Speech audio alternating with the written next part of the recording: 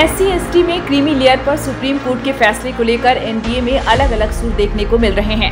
बीते रविवार को रांची के एक होटल में हिंदुस्तानी आवाम मोर्चा की राष्ट्रीय कार्यकारिणी की बैठक हुई। इसमें पार्टी के संरक्षक और केंद्रीय मंत्री जीतन राम मांझी मौजूद रहे। बैठक में कई अहम बिंदुओं पर चर्चा हुई और 7 प्रस्ताव पर मुहर लगी। इस दौरान आरक्षण पर 1 अगस्त 2024 को सुप्रीम कोर्ट के दिए गए फैसले पर बयान देकर जीतन राम मांझी ने सबको चौंका दिया है। दरअसल पत्रकारों के सवालों का जवाब देते हुए मांझी ने कहा, सुप्रीम कोर्ट का जो फैसला आया है उसका हम स्वागत करते हैं। मुख्यमंत्री नीतीश कुमार ने 2011-2012 में ही व्यवस्था कर दी थी। अनुसूचित जाति में एक पिछड़ा और दूसरा अति पिछड़ा वर्ग होता है। ओबीसी में भी पिछड़ा और अति पिछड़ा वर्ग है।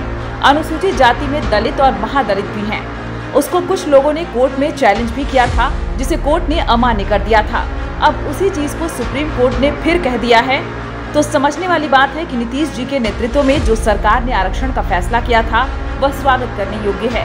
रही बात अभी जनरल फैसला नहीं है, कोई एक जज का मानना है।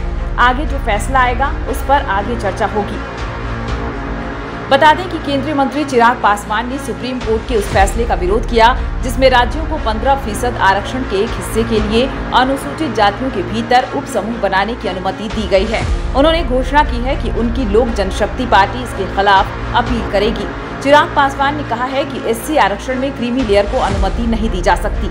SC कोटे में उप समूहों को अनुमति देने से सामाजिक रूप से हाशिए पर पड़े वर्ग के उत्थान का उद्देश्य पूरा नहीं होगा, जो छुआछूत की प्रथा का शिकार रहा है। चलिए अब आपको बताते हैं कि फैसले को लेकर सुप्रीम कोर्ट ने क्या कहा है। CJI DY चंद्रचूड़ की अगुवाई वाली 7 जजों की संविधान पीठ ने गुरुवार को 6-1 बहुमत से फैसला सुनाया था। इसमें उन्होंने कहा था कि राज्य इन समूहों में सबसे वंचित जातियों के लिए कोटा सुनिश्चित करने के लिए SC और ST को और उप वर्गीकृत कर सकते हैं। इस फैसले का समर्थन करने वाले 6 में से 4 जजों ने अलग अलग फैसले लिखे, जिसमें क्रीमी लेयर को आरक्षण लाभ से बाहर रखने का सुझाव दिया गया।